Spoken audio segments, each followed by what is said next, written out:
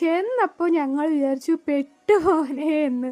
പക്ഷേ കുഴപ്പമൊന്നും ഉണ്ടായിരുന്നില്ല. ചെന്നപ്പോൾ യാതൊരു റൈഡുകളും ഓൺ ചെയ്തിട്ടുണ്ടായിരുന്നില്ല. കാരണം മഴ ചെറിയ രീതിയിൽ പെയ്യുന്നുണ്ടായിരുന്നു. അപ്പം ഞങ്ങൾ വിചാരിച്ചു ആദ്യം ഷോപ്പിലൊക്കെ പോയിട്ട് വരാമെന്ന്.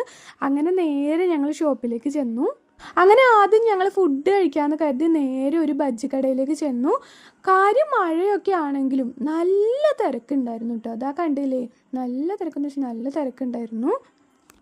ഞാൻ പാനിപ്പൂരി കഴിക്കാമെന്നാണ് വിചാരിച്ചത്. ചേട്ടൻ അത്ര ഇഷ്ടമല്ല, അപ്പോൾ ആള് ബജ്ജിയും പറഞ്ഞു.